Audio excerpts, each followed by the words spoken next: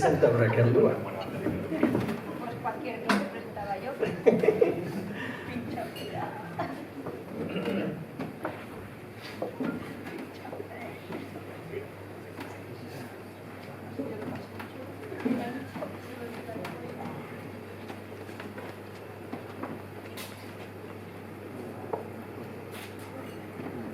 Ok, muy English.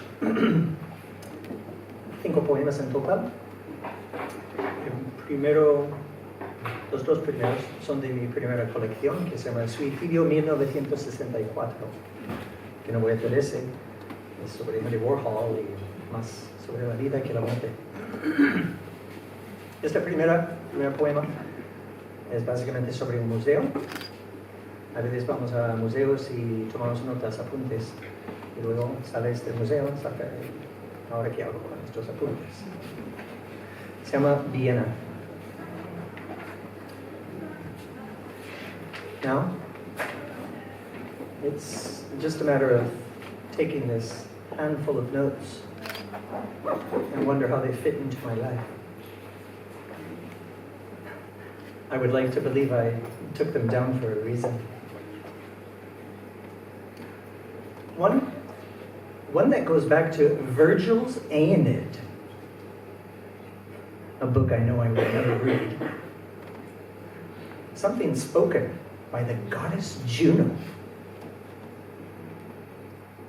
One, the title of a painting. One, the title of another. And one, the brief note written on the back of a postcard from 1912.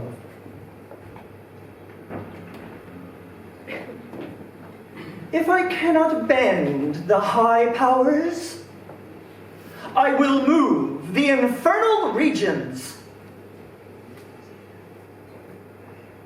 The castle in the sea. Autumn tree in turbulent air. And I will telegraph once I know when I will come. For the time being, I don't know how long I will stay.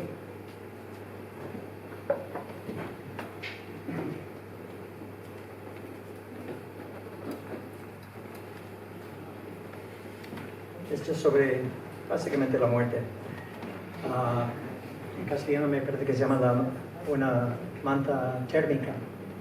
Esas cosas doradas que se ven en accidentes, que te has muerto en el in English, the golden sheet. The golden sheet they throw over you shines like a jackpot, even in the dark, it says. Look at this thread of light I'm gonna rat. Look at how marvelous and crinkled the bat left the windshield you hitherto looked right through. Pee on me! Melt Fort Knox on me! Anything in the name of gold. Bulldoze down the screamingest Shiite temples no one dares dance around. All the ohms dangling on international flights.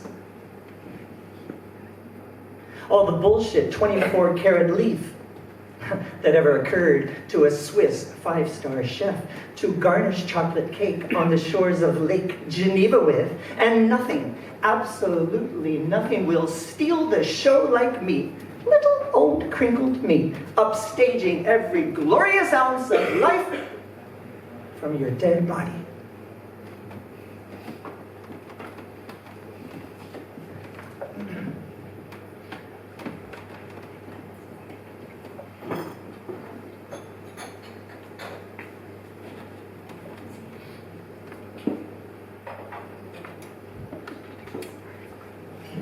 Desde mi tercera colección. Aquí es la tercera y la cuarta juntas. Eso es básicamente sobre el amor, Se llama Post Tenebras Lux, que la verdad es que es un título que he robado del Carlos Regadas, ¿no? Se llama un director mexicano. El poema no tenía que ver, pero el punto de partida, una imagen, me puso en marcha. Post Tenebras Lux.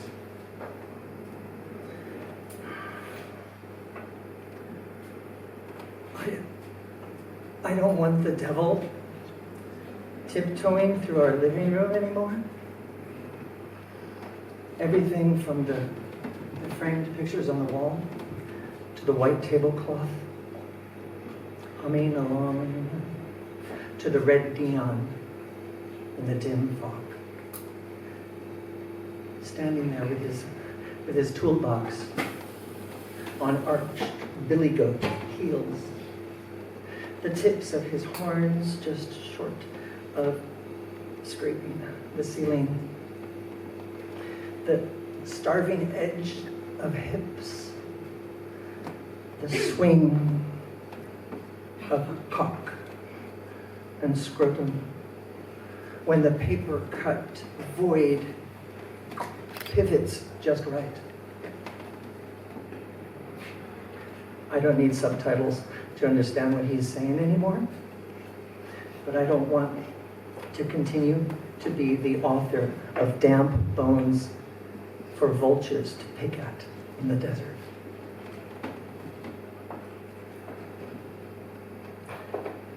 I don't want to say that I'm not thinking of anything special anymore when you ask me what I'm thinking about.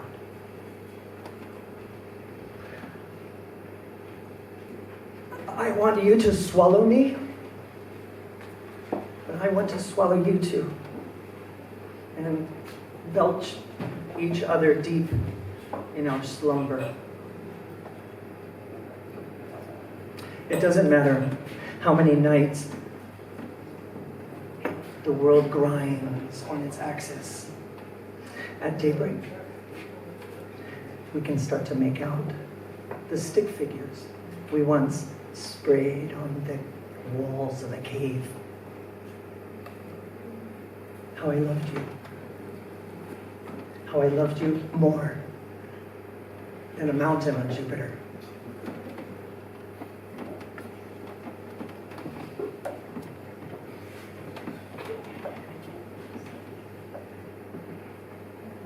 Mi quinta colección se llama, en castellano sería La Fiebre de Oro. Yo soy de California, se marca un poco la historia de California bastante, ¿no? Todos fueron buscando oro. Bueno, esto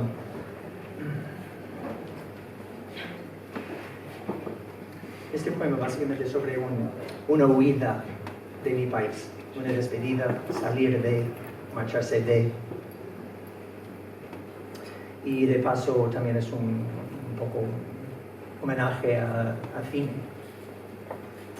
Este poema en particular también es un vídeo. He hecho trozos de este poema y lo he compuesto en un vídeo que se puede ver en mi página. Se llama La Presa, o sea, ¿cómo se llama? El embalse. El remake. ¿Vale? The Dam, the remake.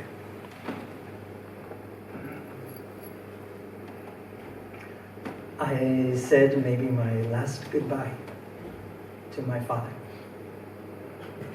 Left him to the mercy of his four walls and a country forever in the throes of a natural and biblical disaster. The old dam they've been making bigger, better, stronger, slumbers, nearly empty beneath the 5 o'clock stars. And won't be big enough for the historical deluge, the almanac says, hits, give or take, every couple of centuries. Hard to believe in the middle of a drought, as if these perfect starry skies were a gift from heaven. Makes the foundations of the Mormon settlement at the bottom of the reservoir an easy dive. The poignant, muddy remains of a hope. Truck headlights in the dust of the graveyard shift rim the dikes.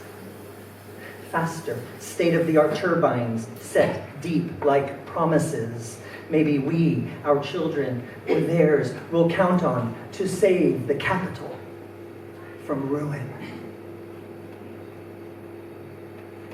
From here on out, it's all make-believe, nothing to worry about. The first dust kicked up in the explosion, and a sea barreling down these Sierra Nevada foothills, like a 70s disaster movie. The towering inferno, the Poseidon adventure, the dam, the remake, in 3D IMAX, 10th on the list of national ISIS targets for its strategic position uphill from Sacramento, and the havoc its maxed water tonnage would wreak. The cocktail of suburban detritus, obliterated housing tracts, pool furniture, gutted malls, gutted churches. A close-up of the new Shelley Winters as the waitress in the diner. Taking a deep breath, body surfing the impending crest. The new artist Borgnine as the helpful manager at Macy's, desperately grabbing at the top of a redwood. The same old Schwarzenegger on the phone to Washington. Foot to the floor, bear claws, Exxon coffee, and the ammunition of knowing we're getting the hell out of America.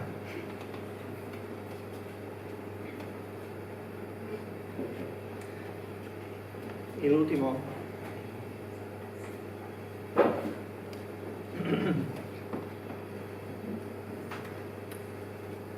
Se llama San Francisco. Entre otras cosas, vaya, la muerte de mi madre, mi marido, salir por la mañana para ganar al tráfico típico de mi país, en las grandes ciudades. Aquí también oigo que hay también. Los Ángeles y San Francisco mandan, tienen tela. Sí, ok, San Francisco.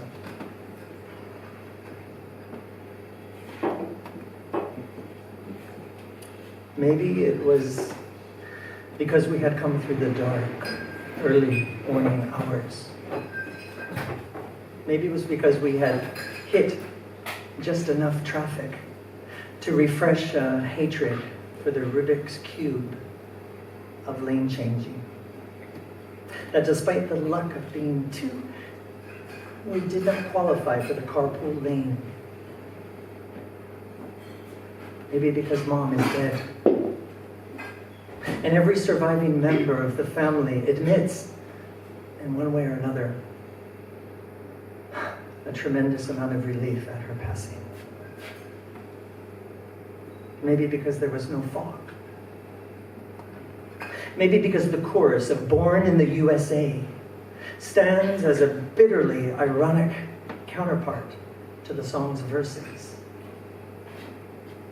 Maybe because for some time I've experienced a deep sense of release from an unwinnable battle. Not against my mother, but against you. Shotgun to my right. The choppy undertow of a once buoyant reciprocity of your skin atop mine, holding me prisoner in an Alcatraz of jealousy. But I'll be damned and sure as hell to wear some flowers in my hair, even if I'm not going to San Francisco.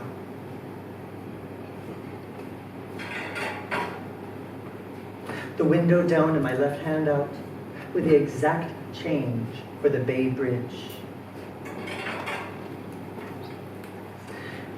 And 2 whole days ahead of us. Maybe it was because we would be gone from this place in no time.